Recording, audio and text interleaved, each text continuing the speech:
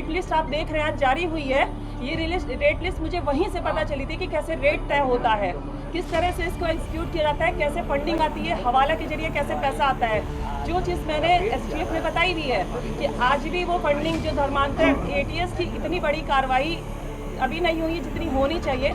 मुकदमा पंजीकृत होने के बाद 2 धर्मांतरण और कराए गए हैं।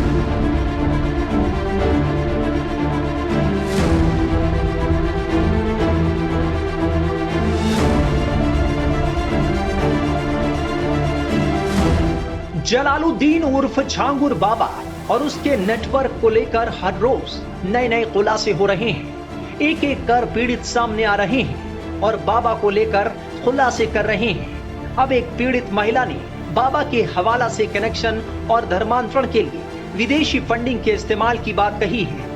महिला के मुताबिक झांगुर बाबा और उसका गैंग 5000 से ज्यादा हिंदू लड़कियों का धर्मांतरण करवा चुका है। झांगुर एक गैंग का सरगना है। गैंग का सरगना सारे काम को एग्जीक्यूट नहीं करता है, वो उसके जो उसके अंदर में काम करते हैं वो करते हैं। इसमें गैंग के जो सक्रिय सदस्य हैं वो काम करते हैं। सरगना पकड़ा गया है। अगर आप उस प्लेस पे जाएंगे, पूरी बिल्डिंग को जमींदोज नहीं किया गया है, आधी ही बिल्डिंग को तोड़ा गया है जो इलीगल थी, बाकी को नहीं तोड़ा गया है। मीडिया के जरिए से मुझे पता चला है कि आधी बिल्डिंग तो खड़ी है यूं ही, और किस पीड़िता को न्याय मिला है। ये खेल आज से नहीं चल रहा, बहुत पुराना चल रहा है। अगर इसमें कुछ नाम लिए जाएंगे, कुछ की अरेस्टिंग होगी, तो ये 40 साल पुराना खेल निकलेगा जो सबूत के साथ मिलेगा आप सबको। जिसमें मेरे पास जो आया था लड़का, उसका नाम अमित था, उसका असली नाम था अबू आमिर अंसारी।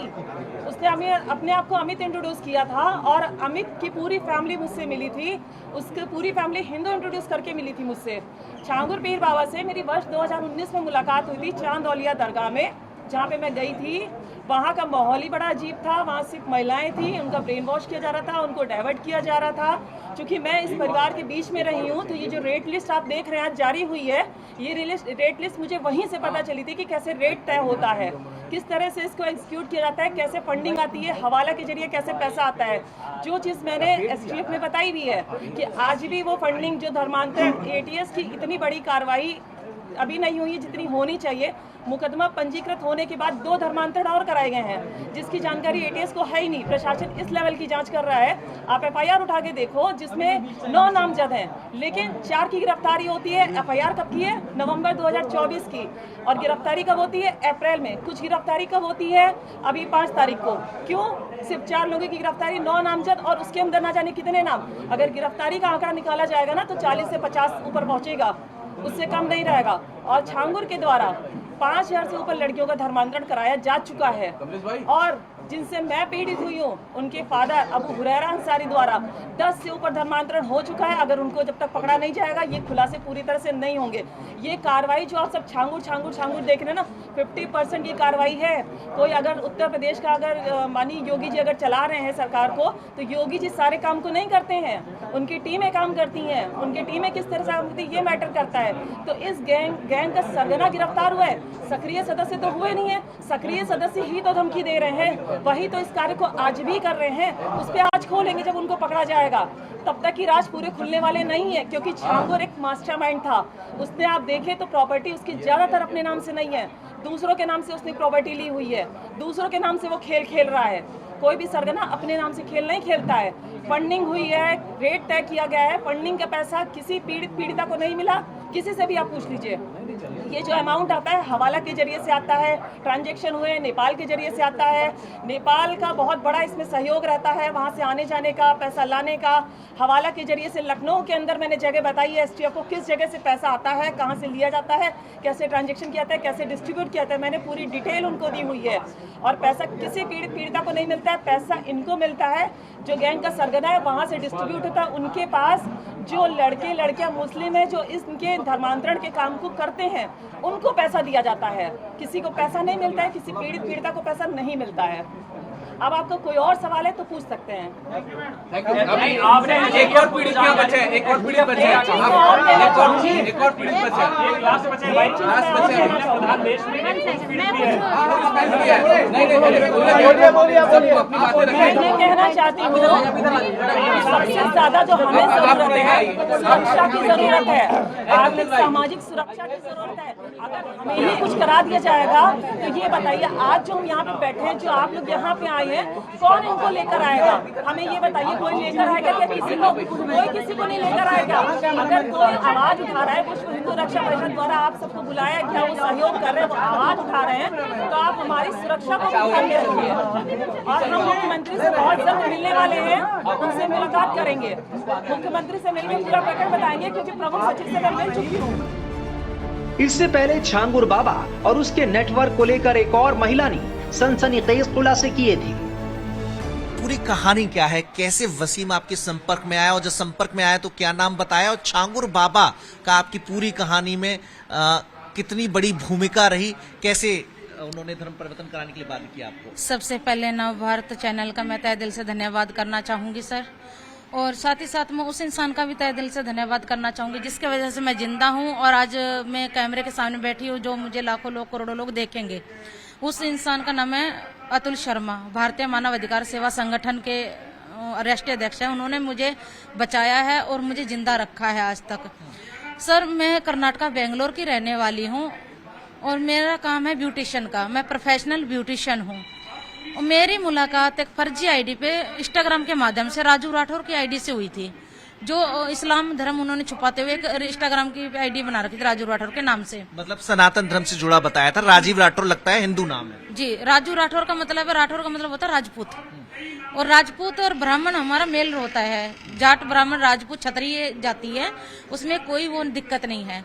मैं ब्राह्मण हूँ, तो वो हिंदू के जरिए से मैं बातचीत की और पूरी फैमिली हिंदू बन के बात करती थी उसकी मेरे साथ में, और वो पूरे लोग सहारनपुर घानाखंडी के रहने वाले लोग हैं।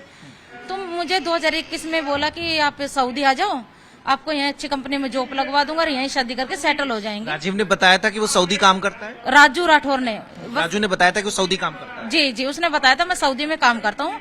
रियल नाम उसका वसीम है, और उसे इंस्टाग्राम की आईडी झूठ बना के राजू राठौर के नाम से, अभी जैसे राजू राठौर का नाम चेंज कर दिया, जैसे पुलिस का केस उठ गया छांगुर का, तो उसने राजकुमार कर दिया है और आईडी को प्राइवेट कर दिया। एक केपी डॉन नाम की आईडी खोली है, जिसमें अभी भी वो हिंदू महिलाओं को फंसा के उनसे बातचीत कर रहा है ताकि आगे भी रैकेट चालू रहे। तो मैं इनको सऊदी बुलाया सर, वहाँ पे 2021 में मैं सऊदी चली गई। सऊदी जाने के बावजूद उन्होंने क्या किया, मेरे को फर्स्ट जद्दा एयरपोर्ट से लेके गए, उसके साथ अन्य व्यक्ति थे जो इसके गांव के लोग थे, देवबंद के लोग थे, मुरादाबाद के लोग थे। देवबंद के लोग भी थे शामिल? जी सर, ये रैकेट ये खाली उतरौली बलरामपुरा में नहीं है, ये पूरे सहारनपुर के अंदर फैली हुई है। ये एक जैसे कोरोना बड़ा इदारा है सहारनपुर का देवबंद, जहाँ के फतवे देश विदेश में माने जी जी जी। देवबंद जो है उसके भी कुछ लोग हैं, मुरादाबाद के भी हैं, मुजफ्फरनगर के भी हैं। उनके खातों में मैंने पैसे डाल रखे जो इन्होंने ब्लैकमेल कर करके डलवाए हैं। तो ये नेटवर्क जो है ना, कोरोना जैसे वायरस आया था उस वायरस की तरह ही बीमारी है, ऐसे फैला हुआ है ये नेटवर्क इन लोगों का। तो मुझे बुलाया वहाँ पे, उन्होंने क्या किया, बदर अख्तर सेंध की वहाँ भेजा। उन्होंने बोला छांगुर को फोन कर दिया था तुरंत कि सोनू यहाँ पे लड़की पहुंच चुकी है, इसका धर्म परिवर्तन करवा दीजिए। तो छांगुर ने बोला कि मैं नहीं आ सकता, मेरी तबीयत खराब है और मेरे ऊपर पुलिस की नजर है। मेरा मुरीद है अदीदलाम शहर सऊदी के अंदर, बदर अख्तर सिद्दीकी, वो आके इसका धर्म परिवर्तन करवाएगा लड़की का। बातचीत आपके सामने हो रही थी? जी जी बिल्कुल, फोन पे, वीडियो कॉल पे। तो तीसरे दिन वहाँ पे बदर अख्तर सिद्दीकी आया और मेरे पे दबाव बनाने लगा। उसने बोला मैं और छांगुर बाबा, मैं उसे बाबा नहीं कहूंगी, मौलाना को, बाबा का नाम बहुत उच्च उस पे रखते हैं हम, ऐसे बाबा नहीं बना सकते, मौलाना है। तो उन्होंने बोला मैं और तुम दोनों एक ही है। हमने काफी गरीब लड़कियों को लाके यहाँ पे जो सऊदी में है, करोड़पति अरबपति शेखों से निकाह करवाया, तेरे लिए अच्छा शेख देखेंगे। और नजर में मैंने मना किया, मैं समझ गई तो मुझे बेचने की तैयारी कर रहे हैं लोग। मैंने मना किया था, अश्लील वीडियो बना ली मेरी वहाँ पे। अश्लील वीडियो के आधार पर मुझे ब्लैकमेल किया गया। 3 महीना वहाँ पे मेरा शोषण होता रहा, बलात्कार करता रहा राजू राठौर वसीम। उसके बावजूद इन्होंने मुझे वापस कर्नाटका भेजा 3 महीने बाद। कर्नाटका आने के बावजूद मैंने पुलिस स्टेशन में शिकायत दर्ज करवाई। जब इन लोगों की पैसे की डिमांड बढ़ते चली गई, 10 लाख ऑनलाइन स्टेटमेंट है मेरे पास, अभी भी लेके बैठी हूँ मैं पास में। इन लोगों ने 25 अकाउंटों में मेरे से 26 अकाउंटों में पैसा डलवाया, अनदर जो देवगंद के अकाउंट है, मुजफ्फरनगर के अकाउंट है, गाँव घानाखंडी के अकाउंट है, पूरे यूपी के। मेरा तो यूपी में कोई रिश्तेदारी भी नहीं है, मैं तो कर्नाटका बेंगलोर की हूँ, मेरे तो पास में कोई रिश्ता ही नहीं है यहाँ पे। फिर यहाँ पे आने के बावजूद ये मेरे पे मारपीट करने लगे। मैंने पुलिस स्टेशन में शिकायत दर्ज करवाई, पुलिस वालों ने कोई मदद नहीं की। प्रशासन बिका हुआ है यहाँ पे, नीचे से लेके ऊपर तक का पुलिस प्रशासन बिका हुआ है यहाँ पे। सहारनपुर के अंदर मेरी कहीं से कोई मदद नहीं मिली।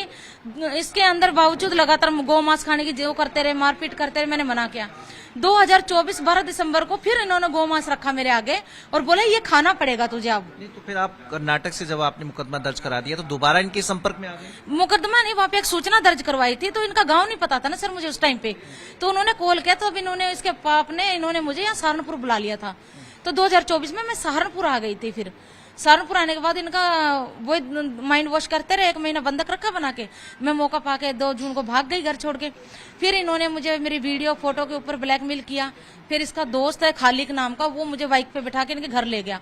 मेरे साथ मारपीट की इन्होंने, जम के कपड़े फाड़ दिए और मेरे को गौ मांस खाने के लिए मजबूर करने लगे और मेरे ऊपर नजर रखेगी कि मैं पुलिस को ना करूं।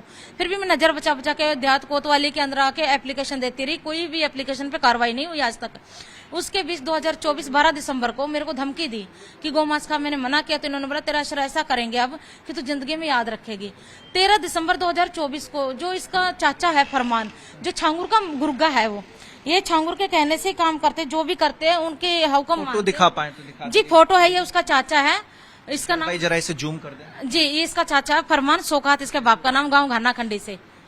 छांगुर के संपर्क में ये फरमान है जी, ये भी उसके फरमान छांगुर में। इसकी भाई शमशाद भी एजेंट है और एक सलमान है, गुलजार है, काफी लोग उसके एजेंट है। ये छांगुर से लगातार संपर्क में रहते जी जी, ये संपर्क में रहते हैं अभी भी। और राजू छांगुर ने भी आपसे बात करके आपको कन्विंस किया? जी जी, अब मैं आपको बता रही हूँ कि इन्होंने फिर यहाँ मेरा सामूहिक बलात्कार किया, मुझे सिगरेट से जलाया गया, जलते कवर प्लास्टिक के डाले गए, चाकुओं से हमला किया गया मेरे। चाकुओं से हमला? जी जी, देखिए ये निशान। और मेरे फेस की हालत देख के आप बयां कर सकते हैं। यहाँ से थोड़ा सा दिखा पाऊंगी, ज्यादा नहीं। ये देखिए पूरा फेस मेरा इन्होंने फाड़ दिया था मार के क्रिकेट बैटों से। लोग हैरान हैं कि कुछ सालों पहले तक साइकिल पर घूमकर अंगूठी और नग बेचने वाला जलालुद्दीन आखिर इतना अमीर कैसे हो गया। छांगुर बाबा का नेटवर्क यूपी, बिहार, हरियाणा से लेकर कई राज्यों में फैला हुआ है। नेपाल, दुबई समेत कई देशों में भी इस गिरोह का प्रभाव है। कई 100 करोड़ के लेन देन की जांच भी चल रही है। यूपी एटीएस की जांच में सामने आया है कि धर्मांतरण को लेकर छांगुर बाबा अपने लोगों के साथ कोडवर्ड में बात करता था। वो स्मार्टफोन की बजाय कीपैड वाला सामान्य फोन ही यूज करता था। लव जिहाद के जरिए वो धर्म परिवर्तन करा रहा था।